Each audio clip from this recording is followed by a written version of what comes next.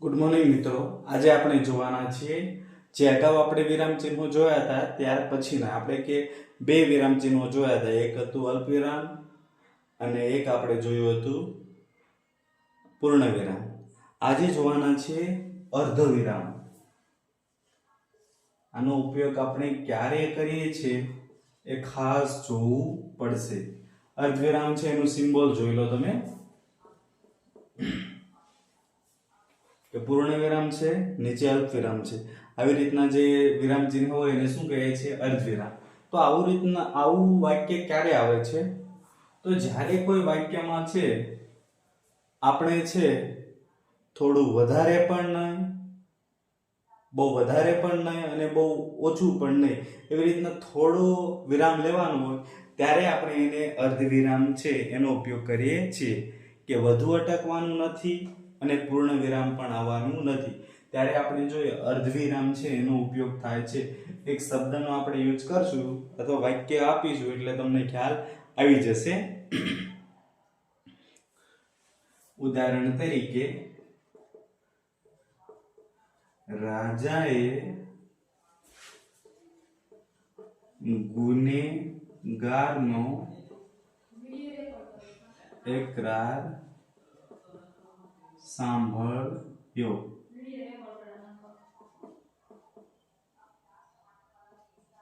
તેને લાગ્યું કે તે નિર્દોષ છે. કે જો અહીંયા છે આપણે થોડું વધારે અટકીએ છીએ, બરાબર છે. મતલબ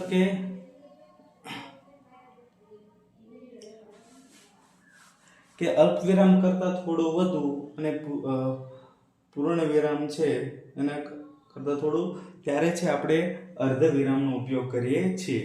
એવી રીતના બીજું પણ વાક્ય લઈ શકીએ કે શિક્ષકે વિદ્યાર્થીને પૂછ્યું પણ તેઓ કંઈ બોલ્યા નહીં. તો આવી રીતના આપણે જોઈએ છીએ કે આ જગ્યા છે કે જ્યાં છે આપણે પૂર્ણ વિરામ કરતા વધુ અને અલ્પ વિરામ આપણે જોઈએ પૂર્ણ વિરામ કરતા ઓછું અને અલ્પ વિરામ કરતા થોડું વધારે અટકીએ છીએ, ત્યારે આપણે શું કરીએ છીએ? એને અર્ધ વિરામનો ઉપયોગ કરીએ છીએ. ત્યારબાદ ચોથું વિરામ ચિહ્ન છે ગુરુ વિરામ ચિહ્ન. ગુરુ વિરામનું સિમ્બોલ તો આપણે જાણીએ જ છીએ, ઓલરેડી મેં મારાથી મુકાઈ ગયું કે 2 ટપકા કરીએ છીએ તો એ કયું વિરામ છે? ગુરુ વિરામ.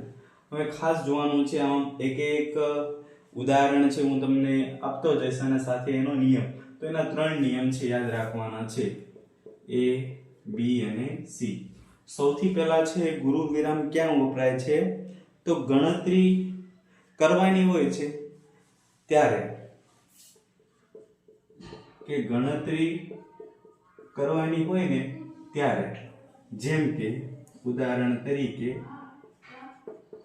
4 વેદો છે, બરાબર છે.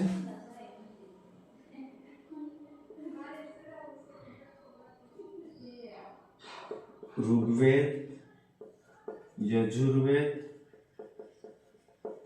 સામવેદ અને અથર્વવેદ. કે જ્યારે આપણે ગણતરી કરવાની છે ત્યારે છે આપણે ગુરુ વિરામ મૂકીએ છીએ. પછી કે વાક્યમાં અવતરણ ચિહ્ન આવે ત્યારે, કે અવતરણ ચિહ્ન આવે ત્યારે છે આપણે ગુરુ વિરામનો ઉપયોગ કરીશું ઘણીવાર. ઉદાહરણ તરીકે, ગાંધીજીએ કહ્યું, બરાબર છે, કે સત્ય એ જ પરમેશ્વર. તો આવી રીતના અવતરણ ચિહ્નનો ઉપયોગ કરવાનો હોય છે. કોઈ વ્યક્તિ બોલે છે ત્યારે પણ છે આવી રીતના આપણે છે ગુરુ વિરામ છે એ મૂકવો જરૂરી છે. ત્યારબાદ ત્રીજો નિયમ છે આપણે મુખ્ય અને ગૌણ શીર્ષક આવે ત્યારે, કે મુખ્ય અને ગૌણ શીર્ષક આવે ને ત્યારે, જેમ કે ઉદાહરણ તરીકે ઘણા પાઠમાં આપણે હોય છે, ખાસ ભૂગોળમાં, કે ભારત પછી રાજકીય અને આર્થિક. તો આ શું થયું? મુખ્ય શીર્ષક. આ શું થયું? ગૌણ શીર્ષક. તો ત્યારે આવી રીતના છે તમારે ગુરુ વિરામ ચિહ્ન મૂકવું જરૂરી છે. ત્યારબાદ જોઈએ આપણે પ્રશ્નાર્થ ચિહ્ન. આ તો બધાને નોર્મલી આવડે જ છે. પ્રશ્નાર્થ ચિહ્ન તો આપણે જાણીએ જ છીએ. તો વાક્યમાં જ્યારે પ્રશ્ન કરવાનો હોય ત્યારે કયો ચિહ્ન વપરાય છે? પ્રશ્નાર્થ ચિહ્ન વપરાય છે. ઉદાહરણ તરીકે, તમે ક્યાં જાઓ છો? તમે શું કરો છો? બરાબર છે. તો જ્યારે વાક્યમાં પ્રશ્નાર્થ અથવા તો પ્રશ્ન રૂપ હશે ત્યારે છે આપણે પ્રશ્નાર્થ ચિહ્નનો ઉપયોગ કરીએ છીએ. તમે ક્યાં છો? જેને આપણે કહીએ કે WH ક્વેશ્ચન ઇંગ્લિશમાં આવે એ રીતના જ્યારે પણ પ્રશ્ન કરવાનો હોય ત્યારે પ્રશ્નાર્થ ચિહ્ન આવશે, અને પ્રશ્નાર્થ ચિહ્ન હંમેશા ક્યાં આવશે? વાક્યના અંતે આવશે. ત્યારબાદ છઠ્ઠું ચિહ્ન આપણે જોઈ લઈએ, આશ્ચર્ય ચિહ્ન.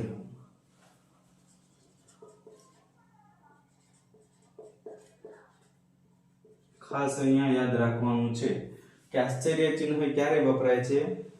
તો જુઓ, દુઃખ, લાગણી, આનંદ, આશ્ચર્ય, ક્રોધ, આ બધી વગેરે અમુક લાગણી છે જ્યારે વાપરીએ છીએ. પ્રશંસા, ધિક્કાર, આવી બધી લાગણીઓ જ્યારે દર્શાવી છે ત્યારે છે આશ્ચર્ય ચિહ્ન છે એનો ઉપયોગ થાય છે. ઉદાહરણ તરીકે જોઈએ,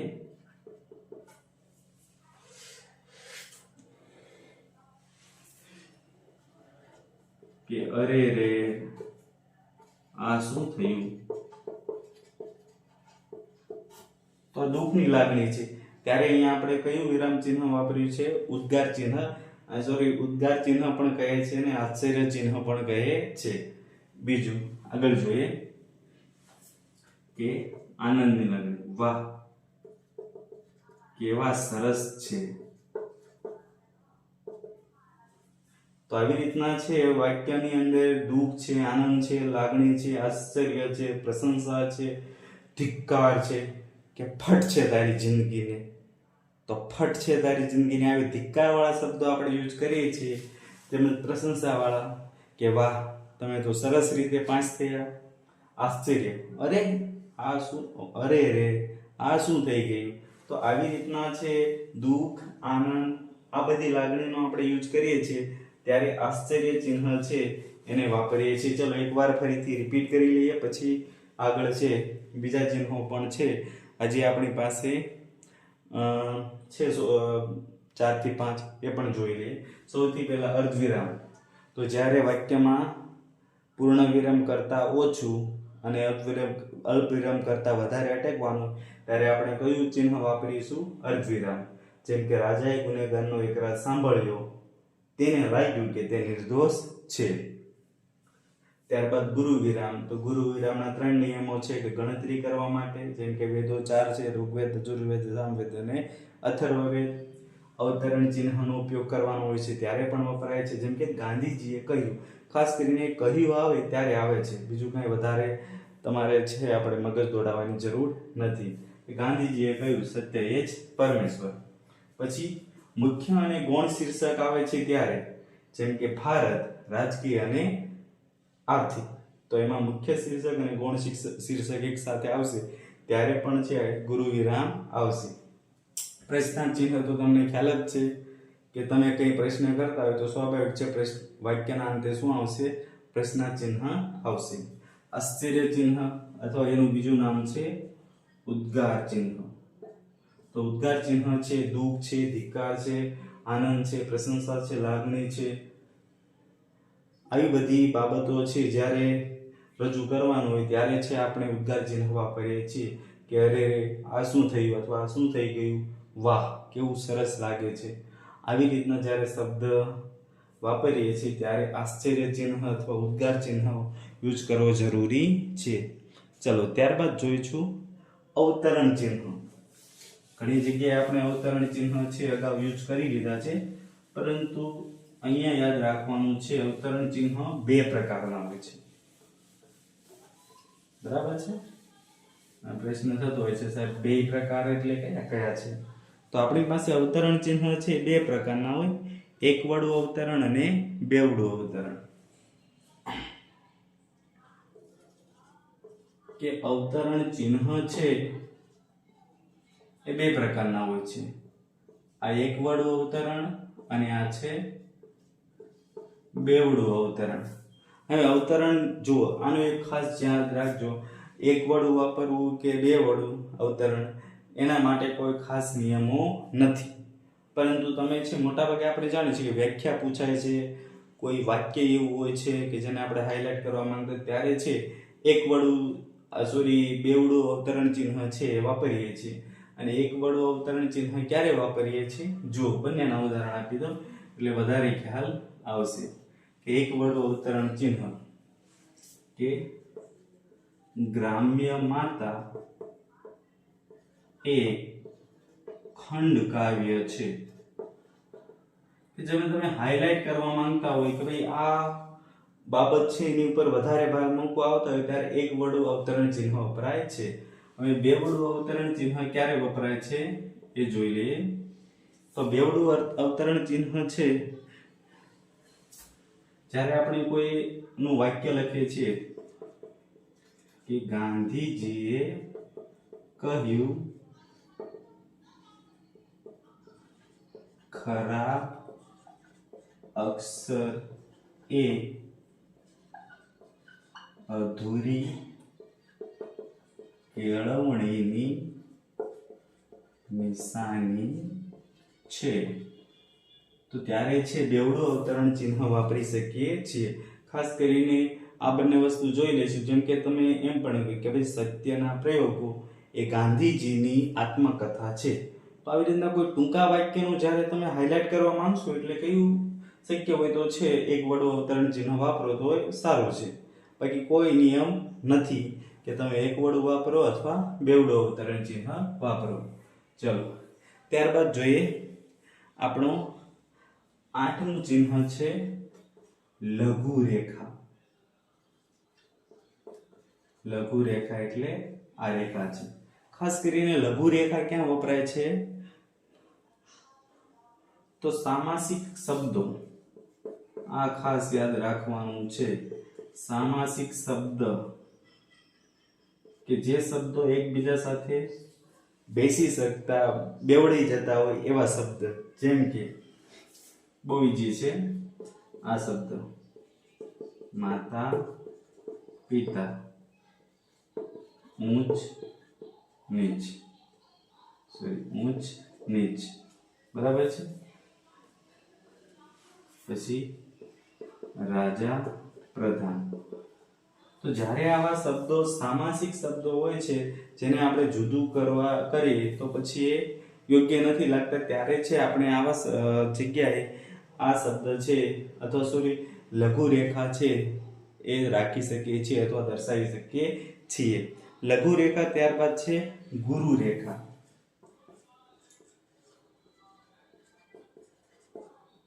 આ ગુરુ રેખા છે.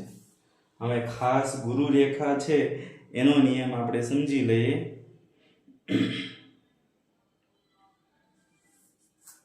કે વાક્યમાં વધારે પડતી સ્પષ્ટતા કરવા માંગતા હોય ઉમેરણ કરવા માંગતા હોય ત્યારે છે આ ગુરુ રેખાનો ઉપયોગ થાય છે. જેમ કે અમિતભાઈ આ શાળાના શિક્ષક છે. અને જો બીજું ક્યારે વપરાય છે એ પણ સમજી લો કે ઘણી વાર છે શું થાય કે આપણે લખતા જઈએ છીએ ને અહીંયા છે શબ્દ આવે છે કે અવતરણ, આવો શબ્દ આવે છે અવ, અને પછી લાઈન પૂરી થઈ જાય તો તમે અવતરણ અહીંથી ચાલુ કરો તો અહીંયા તમારે આ શબ્દ છે આનાથી અલગ નથી, સાથે જોડાઈ જાય છે. આ દર્શાવવા માટે પણ છે તમારે ગુરુ રેખા દર્શાવવી જરૂરી છે. તો આના નિયમ છે જોઈ લેજો, ખાસ કરીને સ્પષ્ટતા કે ઉમેરણ માટે કે પછી કોઈ શબ્દ છે એને એની સાથે જોડાયેલો છે દર્શાવવા માટે ગુરુ રેખા દર્શાવવામાં આવે છે. ત્યારબાદ 10નું ચિહ્ન જોઈએ, જેને આપણે કહીએ છીએ લોપ ચિહ્ન. શું કહેવાય છે?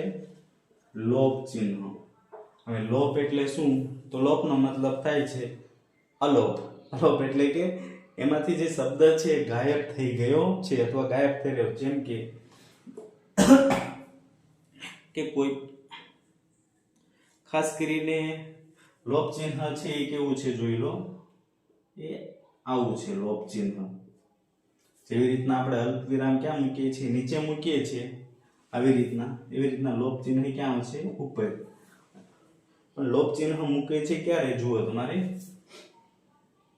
જેમ કે નો હતો, બરાબર, એની જગ્યાએ તમે વાપરશો નહોતો, તો વચ્ચે શું થયું?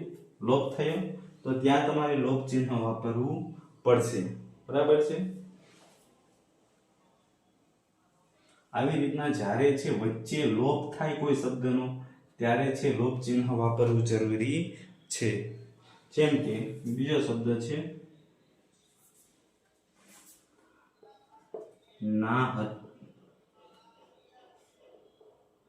નાહિયો, બરાબર, કે નાયો. એની જગ્યાએ ઘણી વાર શબ્દ દેશી શબ્દ આવે છે કે નાયો, તો એ નાહિયો. આવી રીતના જે શબ્દ વચ્ચેનો લોપ થાય છે ત્યારે લોપ દર્શાવવા માટે આ લોપ ચિહ્નનો ઉપયોગ થાય છે. 11મું ચિહ્ન જોઈએ, જેને આપણે કાકપદ કહીએ છીએ અથવા જેને છે કાકપદ ઘોડી પણ કહે છે. કાકપદ અથવા કાકપદ ઘોડી. હવે જો એ ચિહ્ન જુઓ કેવું છે, આવું છે. ખાસ કરીને વાક્યમાં તમે કઈક વસ્તુ છે ભૂલી જાઓ છો ને ત્યારે દર્શાવવા માટે, ખાસ કરીને આપણે કોઈ થીસીસ બનાવીએ છીએ ત્યારે આવું થાય છે ઘણી વાર કે જે વસ્તુ તમે બધું પ્રિન્ટેડ કરી નાખ્યું પછી તમને ખ્યાલ આવે છે કે મારે તો આ લખવાનું હતું, બરાબર ને. જેમ કે એક ઉદાહરણ આપણે લખી શકીએ,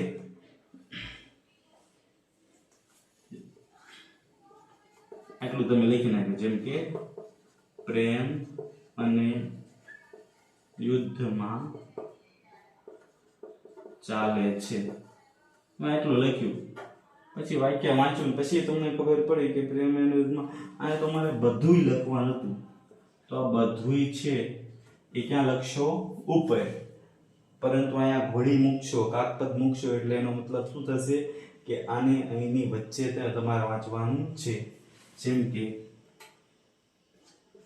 કે ગાંધીજી અને સરદાર સાચા હતા. પછી તમને ખબર પડી કે અહીંયા તમારે મૂકવાનું તો શું છે? દેશભક્ત. તો દેશભક્ત મૂકવું હોય તો ઉપર મૂકી અને અહીંયા છે કાકપદ દર્શાવવું જરૂરી છે. તો આવી રીતના છે મિત્રો અવતરણ ચિહ્ન, લઘુ રેખા, ગુરુ રેખા, લોપ ચિહ્ન અને કાકપદ છે દર્શાવવું જરૂરી છે. અવતરણ ચિહ્ન તો તમે સમજી ગયા, બે છે, એક બેવડું અને સામાન્ય એક વડું અવતરણ ચિહ્ન. એમાં એક વડું અવતરણ ચિહ્ન છે આપણે ખાસ કરીને એક શબ્દ છે બે શબ્દ દર્શાવે ત્યારે, અને જ્યારે આપણે ખાસ કરીને કોઈ વ્યાખ્યા બોલવી હોય છે, વ્યાખ્યા લખવી હોય છે ત્યારે બેવડું અવતરણ ચિહ્ન વાપરવું જરૂરી છે. પછી લઘુ રેખા ક્યાં વપરાય? સામાસિક શબ્દ. સામાસિક એટલે સામાસિક સાથે જોડાઈ શકે એવા શબ્દોની સાથે, જેમ કે માતા પિતા, ઊંચ નીચ, રાજા પ્રધાન, બરાબર છે. પછી ગુરુ રેખા. તો ગુરુ રેખા છે વાક્યમાં સ્પષ્ટતા અથવા ઉમેરણ કરવું હોય ત્યારે, જેમ કે આ શબ્દ આની સાથે જોડાયેલો છે જ, એની સાથે જ વાંચવાનો એ દર્શાવવો હોય ત્યારે ગુરુ રેખા વાપરી શકો છો. પછી ઘણીવાર આપણે કોઈ શબ્દ છે અડધો લખાણ અડધો બીજી લાઈનમાં લખવો હોય ત્યારે છે એ જોડાયેલો છે એ દર્શાવવા માટે તમારે ગુરુ રેખા દર્શાવવી જરૂરી છે. ત્યારબાદ લોપ ચિહ્ન કે કોઈ અક્ષર છે લોપ થતો હોય અથવા તો કહેવાય છે એમાંથી ગાયબ થતો હોય, જેમ કે નો હતો એની જગ્યાએ નહોતો વાપરીએ તો અહીંયા લોપ પદ છે દર્શાવવું જરૂરી છે.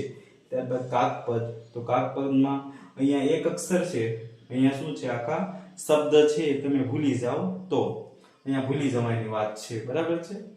જેમ કે પ્રેમ અને યુદ્ધમાં ખાલી જગ્યા ચાલે છે અથવા ભૂલી ગયા છે તો ત્યાં બધું શબ્દ આવે છે, તો તમે આવી રીતના કાકપદ ઘોડી અથવા કાકપદ દર્શાવી શકો છો. ચલો આશા રાખીએ કે જે 11 ચિહ્નો છે તમે સમજી ગયા છો. નેક્સ્ટ ટાઈમ છે આપણે આવો જ કોઈ ગ્રામરનો પોઈન્ટ લઈને ફરીથી મળીશું. આભાર. Thank you.